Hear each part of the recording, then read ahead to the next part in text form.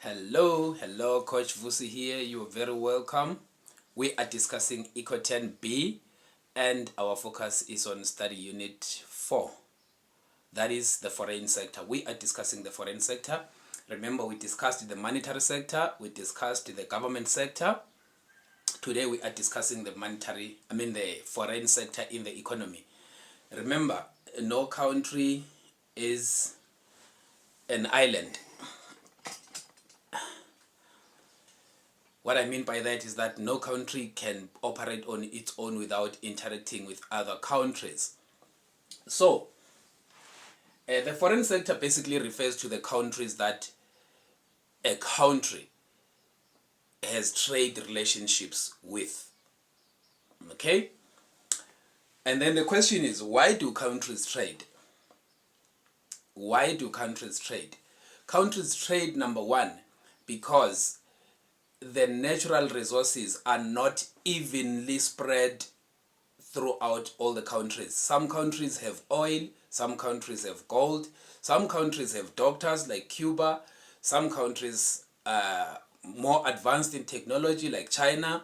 So countries trade because of the uneven distribution of natural resources. Remember what are natural resources? Actually, not natural resources, factors of production. Remember, factors of production, it's labor, capital, entrepreneurship, and land, which forms part of natural resources. So countries trade because of that. There are things that we need as South Africa that we do not have. We need to import them. We import oil, as you would know. And then European countries usually import your gold, platinum from us, and so forth. And then another reason why countries trade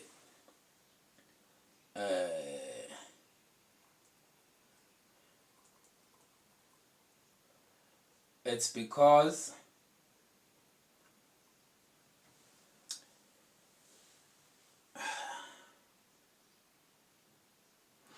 it is better to specialize on something.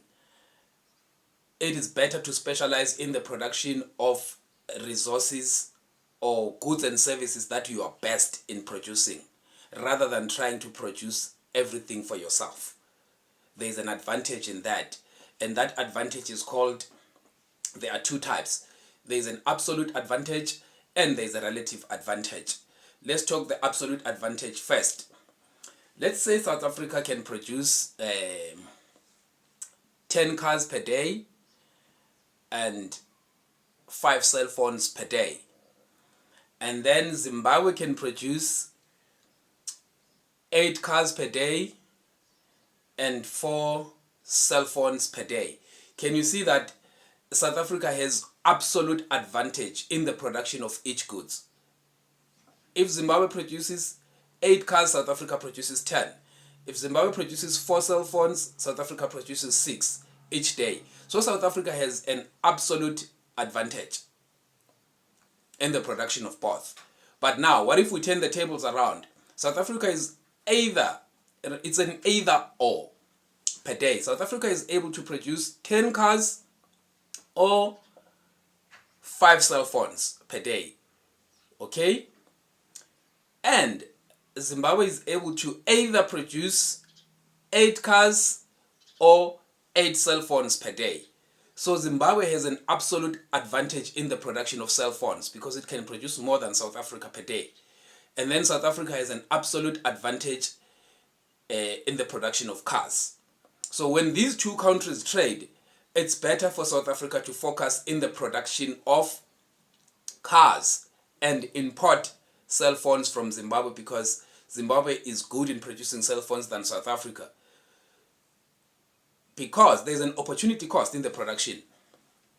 So if resources are shifted from cars into the production of cell phones, we have lost the production of cars on that day.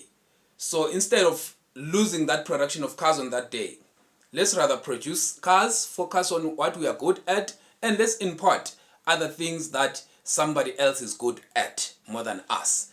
And they also import from us. So can you see? So for each country, it's better to specialize on production of goods that you are good at, export the surplus, and import goods that are not domestically produced. That's an absolute advantage. But now, what about a relative advantage? A relative advantage is when South Africa, for example, is able to produce either 10 cars or 6 cell phones per day.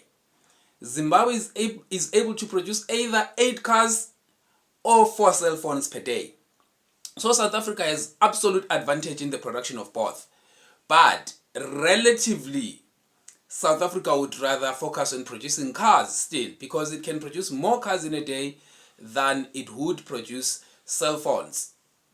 So it would rather focus on producing those 10 cars and allow Zimbabwe to produce those 4 cell phones per day. And then they exchange, they trade. So here, on the second one, on the relative advantage, it's a matter of an opportunity cost. How much does it cost us if we stop our resources today from the production of cars and produce cell phones instead of producing cars? Because we are very good in production of cars, and it would be even cheaper for us to import, even though we are good at producing both. It doesn't make much sense, but try and catch it right there. So those are the reasons why countries trade. There are some notes here you will also read through. There's a lot of theory, by the way. It's going to be a short lesson because I'll be running through the theory and then also showing well, today there are some graphical demonstrations. And then trade policy. These are the steps by the government to protect domestic firms against the foreign competition and to control the volume of imports entering the country. Remember, imports are a leakage in the economy. When we import, we are taking our money to another country. So they are a leakage. The measures used include import tariffs, quotas, subsidies, and other non-tariff barriers, exchange controls, and exchange rate policy. So this is the trade policy. Then you need to know these measures. You need to understand each of them. For example, the import tariffs, it's some form of a tax that is charged on top of imported goods. And then while import quotas deals with the quantity, you are told that, okay, it's fine, you are importing cell phones from China, but you are not allowed to import more than 1,000 of them per week. Can you see? The quota deals with the quantity, but the tariffs deal with a charge on top for importing, which is a tax. Okay? And then you have subsidies. It's a matter of subsidizing local companies, making it cheaper for them to produce domestically so that they can compete with international companies. And then we have non-import tariffs. These are direct interventions by the government. It's straight red tape. For example, the government can say, okay, we have a tender that we are issuing out for the construction of a dam, but we prefer to give the tender to someone who buys their equipment locally instead of from someone who buys their equipment from outside. Can you see? That one is a direct measure. It's a non-tariff measure. It's a red tape, but it comes in many forms. And then you have exchange controls. Exchange controls can be used to restrict imports by limiting the amount of foreign currency available for their purchase. Remember, when you are importing, you need to have foreign currency. You cannot go and buy in China if you don't have the Chinese currency. So the government can limit the availability of the Chinese currency in order to discourage imports. So that's exchange controls.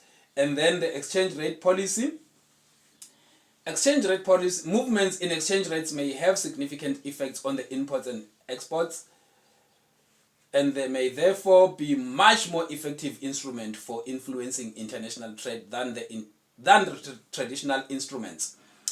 This speaks to the value of the rand. the exchange rate policy. So the government can influence the imports and exports by playing with the value of the rand. For example, they can make the rand go down or lose value. When the rand lose value, it's cheaper for people from outside to come and buy our goods, because they first have to buy our rand and then buy our goods. Okay? And then it becomes expensive for importers to buy foreign currency with a depreciated rand. So the losing and gaining of value of the rand, it's called appreciation and depreciation. When it gains value, it appreciates. When it loses value, it depreciates. Okay? Now let's talk the exchange rate a bit more in detail. The rate at which currencies are exchanged is known as the rate of exchange, or the exchange rates. Foreign trade involves payments in foreign currencies. South African importers have to pay in these currencies for their goods, for the goods they buy, and are therefore obliged to exchange South African rand for these currencies. I've just explained this one.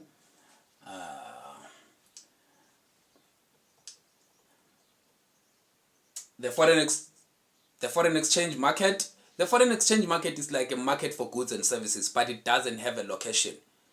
You cannot like go to the mall and say we are going to the foreign exchange. No, you can do foreign exchange while you're sitting at home with your internet.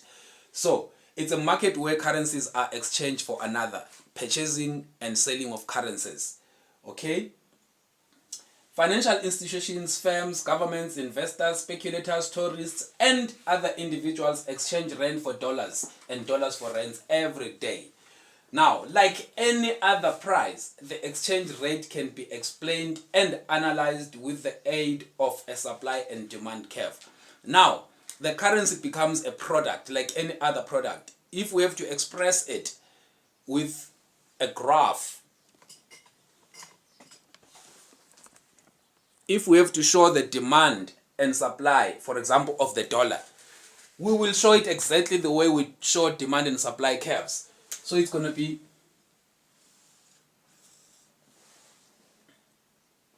this one is quantity of dollars. This one is price of dollars.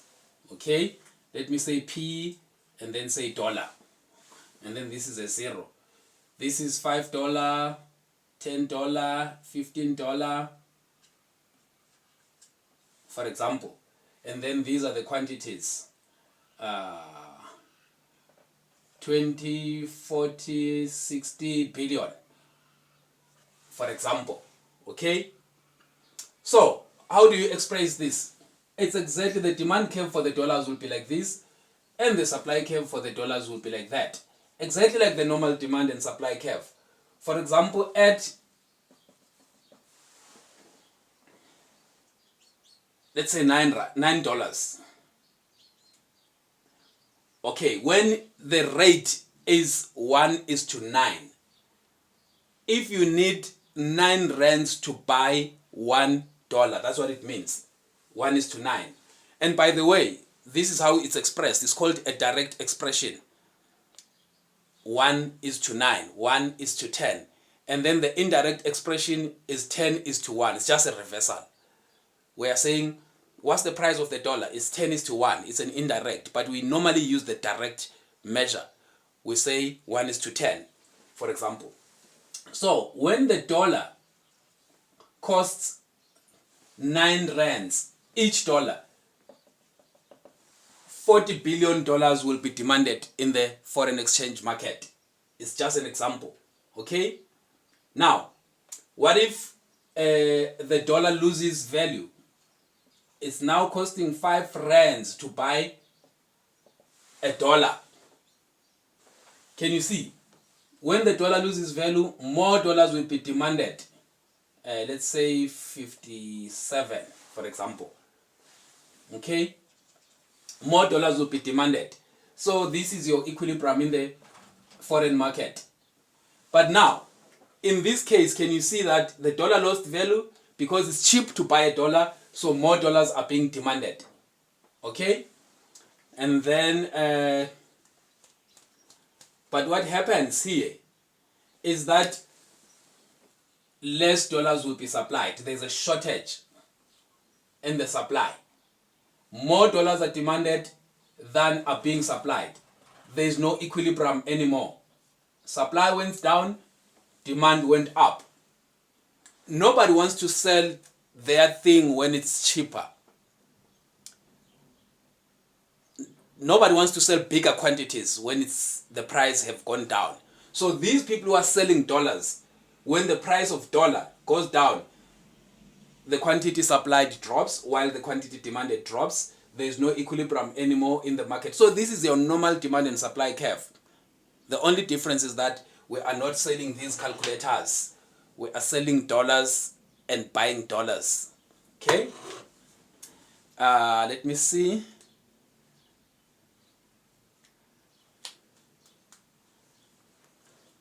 Anything that causes a change in the supply or demand of foreign exchange will result in a change in the exchange rate, ceteris paribus. Now, the same quantity, zero, price of dollars, supply and demand, as you know it, for dollars, equilibrium, at whatever amount of dollars, let's say 10, and then here let's say maybe 30 billion is being demanded. It's exactly the same graph, by the way. Now, let's say there's a huge demand for South African goods, okay, from international markets. What will happen is that these people will come and buy our rands because they want to buy our goods. Now, as they buy our rands, they are supplying dollars into our economy. So the supply curve for dollars will increase or shift to the right. Can you see? So more dollars are being supplied, and that will cause the new equilibrium to be there. And it will cause the price of dollar to depreciate to 7 rand, for example.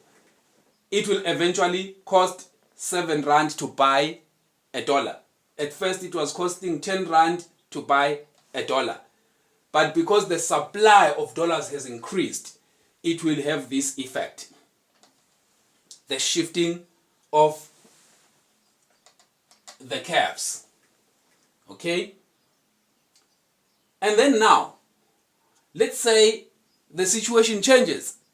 Most South Africans want to import from the US. What do? They start buying dollars. As they buy dollars, they demand more dollars. The demand curve shifts to the right. With graphs, when there is an increase, the movement of the curve runs away from the 0 point. It goes that side. Whether it's a supply, whether it's a demand, but it moves away from the 0 point. Okay? So now, demand curve has also shifted. Can you see what happened now? The new equilibrium moves. It first came here. Am I right? No. I'm not right. It first came here. Now it went there. Remember, we're dealing with the new curves. Forget the old ones. Now we are on the new ones. So the new equilibrium is here. There is more supply of dollars and more demand of dollars. So quantity of dollars will keep on increasing. But because demand has come and adjusted the oversupply, now the value of the dollar goes up again to 8 rand, for example. Okay? So you need to be able to express this.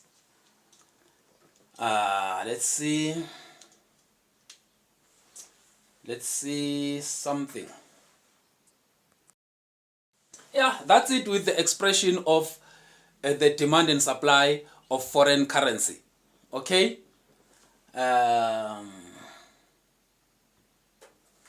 If, for example, the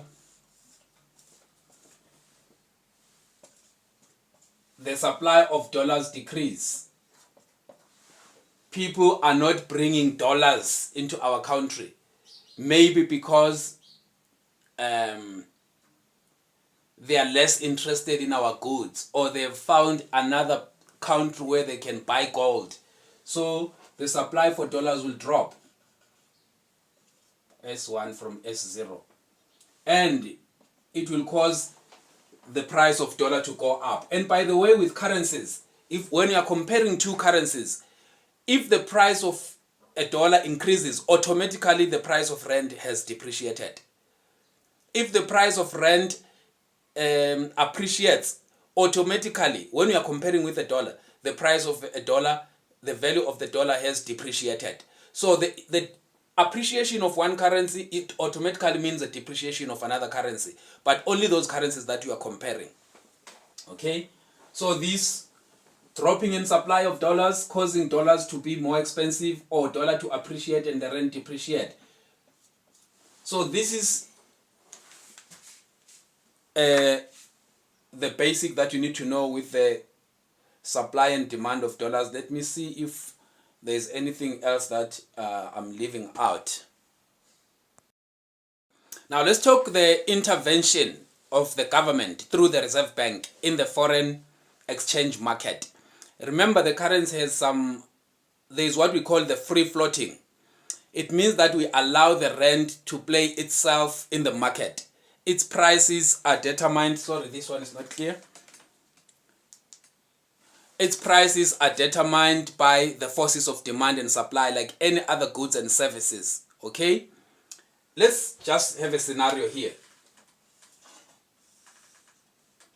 This is our demand for dollars.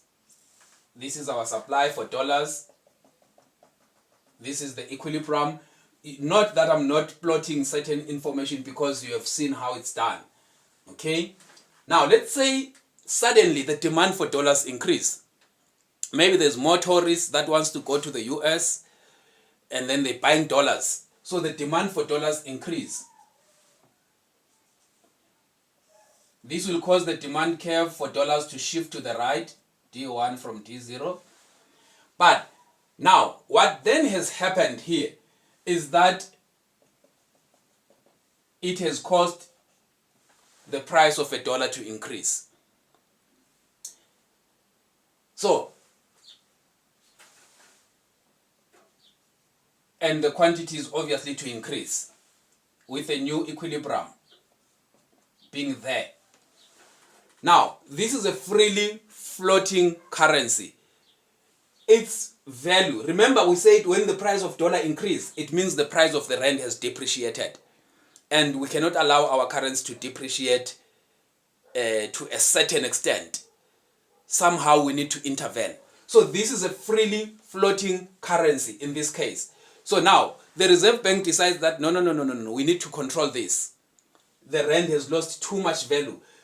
Remember, I said when the dollar gains value, automatically the rand was lost value with the same amount or with the same value. Okay? So now we decide that no, let's intervene in the foreign exchange market. Now this is called a managed floating or a dirty floating. We allow the rand to be determined by the forces of demand and supply, but we are watching it. There are some points where we jump in through the Reserve Bank. Okay? Let's see. How can the Reserve Bank now intervene in this situation? The Reserve Bank can intervene by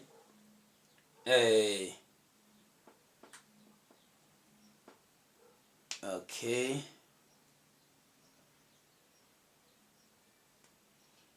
And then again, by the way, something I need to illustrate. Before the value has increased, the demand originally, after the increase of the demand, before the value of the dollar increased, can you see that we have an excess demand? Because so much is being supplied, so much is being demanded, the value was still there, but because now demand is more than supply, the dollar appreciates, reaching a new equilibrium. Okay? So, what can the Reserve Bank do to intervene in this process? It can buy the dollars that are in the market. It can reduce the amount of dollars that are in the market because they are causing our rand to depreciate. Okay? Or it can sell the dollars. Actually, it can. The correct one is to sell them. Make dollars more available so that they become cheaper. You know, anything that is available in abundance, it becomes cheaper. But anything that is in shortage is expensive. Remember, this is the shortage. Yes. So it can supply the dollars. The Reserve Bank has dollars in their stores. It's called the foreign reserves. But it cannot intervene if it doesn't have enough foreign reserves. So can you see the importance of having enough foreign reserves in our coffers as the Reserve Bank? Now we want to use those foreign reserves, the dollars that we have. We supply them in the market. How do you supply these dollars? You buy the rands. Drain the rand out of the market, put dollar into the market. Okay? Supply. The Reserve Bank decide, you know what, let's supply these dollars. Increase the supply of dollars into the market. Can you see? This is our S0, this is our S1 now. Once your graphs or your curves shift, you change your focus from the original curves, the S0 and the D0. You focus on the new curves, the D1 and the S1. Where are we? We are back. The Reserve Bank has taken the value of the dollar back to its original amount by supplying more dollars into the market. Can you see? It has taken the value appreciated. The Reserve Bank decided, no, we cannot allow this dollar to be so expensive because it depreciates our rand. So let's supply more dollars into the market, buy the rands out of the market. We are draining the rand from the market. We want the rand to be scarce, and anything that is scarce becomes expensive.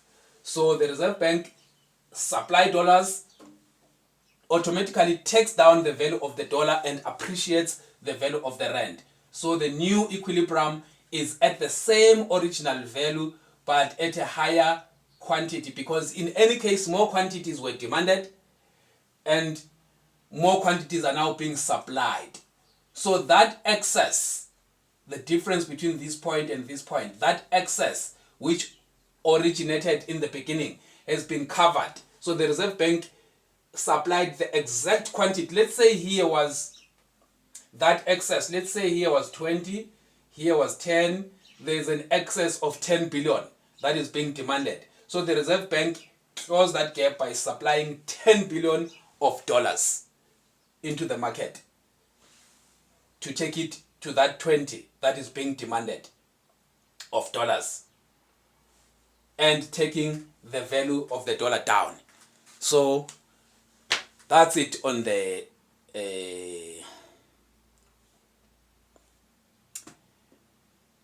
intervention of the Reserve Bank or the government through the Reserve Bank in the foreign exchange market. With the floating currency, there are basically only three policy options. Do nothing. Allow forces of demand and supply. That's option number one. Option number two, intervene in the foreign exchange market by buying or selling of exchange rates or foreign exchange. This is what the option number two means, what we experienced here. And then option number three, use interest rates to influence exchange rates. How can you use interest rates to influence exchange rate?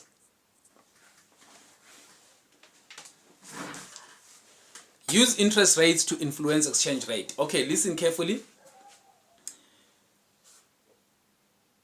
When the Reserve Bank wants to attract dollars, for example, it increases interest rates. Why? Because when interest rates are high, foreigners who are investing big money, capital flows, they are called capital flows, they start flocking with the foreign currency to come and invest in South African companies and in bonds and treasury bills, because interest rates are high. Remember, we discussed that one. So it can increase interest rates in order to attract foreign currency or foreign reserves. And then it can do the same. It can lower the interest rates to discourage foreign reserves. Okay? And then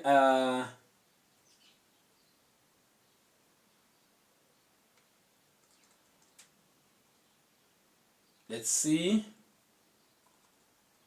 The speculative nature of the foreign exchange market. The speculative nature of the foreign exchange market.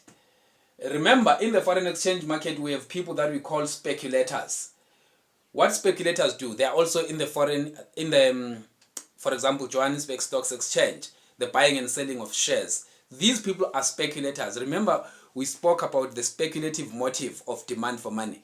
So we are still speaking the same concept, but now we are speaking about the speculative nature of the foreign markets. What does it mean? There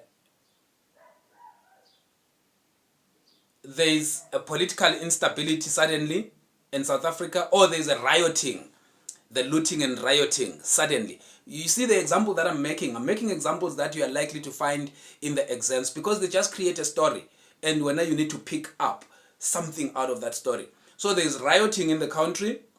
Since there is rioting in the country, chances are people that wants to come and buy our goods, our exports, people that want to come and buy our goods, they will be on hold. So if they are on hold, it means they are likely, it has not happened, the rioting started today, they are likely to demand less of rands, because they demand less. It's tricky and risky to come and buy in South Africa. So they are likely to demand less of the rand. And so what will happen if the demand for rands will eventually go down tomorrow? It means the value of the rand will also go down. So speculators, they keep watch on these kinds of information, and then they're like, you know what, the rand will lose value, let me sell all my rands today, let me buy dollars. They are speculating. And then when they feel like the president announced, I don't have a good example, but something that is interesting, something that is encouraging for the economy, so they are expecting the rand to gain value, because more people are now interested to invest in South Africa because of the announcement that has been made. Okay? So they expect the rand to gain value tomorrow. So what do? They go and buy rands today, so that tomorrow when it gains value, they can sell it and they have profited. So let's go back to the speculative nature of the let's demonstrate it graphically. If there's a general expectation that the dollar will appreciate,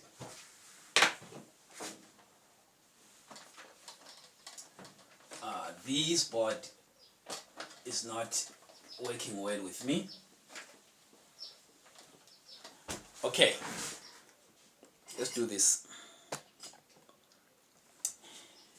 If there's a general expectation that the dollar will appreciate, and the majority of market participants incorporate this expectation into their behavior, the dollar will appreciate immediately, purely as a result of expected price movement.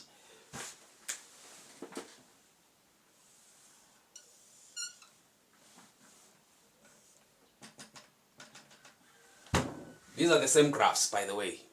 Even if I didn't label, you know how it's done. So now, there's a general expectation that the dollar will appreciate. What will happen?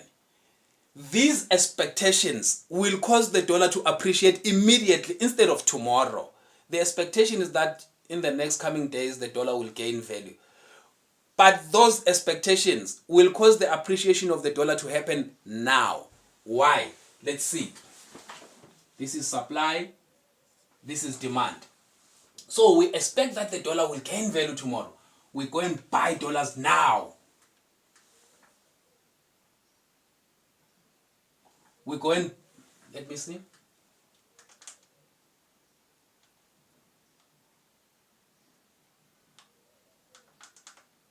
I'm wrong. That's the wrong curve. It has to make sense. You don't just draw.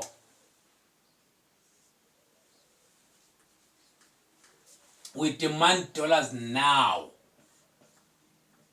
D1. We demand dollars now. We expect that it will gain value tomorrow, and we rush to buy dollars because we want, when it appreciates, it's in our hands so that we can sell it and profit. So these are the natural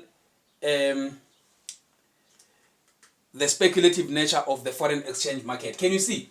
We have rushed and bought the dollars, and we have caused it to appreciate now instead of tomorrow.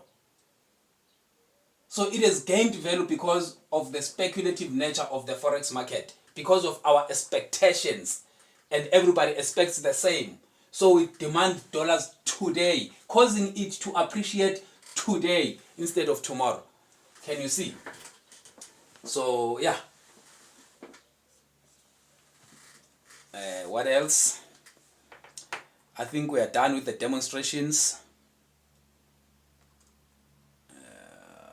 Let's see. Yeah, we're done with the demonstrations.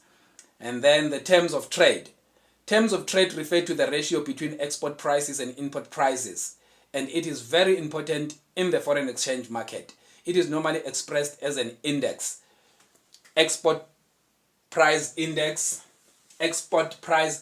over import price index. It's called the terms of trade. How much does it cost us to buy from the US compared to how much it costs them to buy from us? So this one plays with the price levels. If we are buying at an expensive rate from the US than they are buying from us, then the country can become poorer, because we are taking more money to them than they are taking more money to us. It's called terms of trade. It's a ratio. You will also double check in the notes. Other than that, I hope you enjoyed the lesson. Thank you so much. We are done. See you in the next lesson, and waiting for your questions.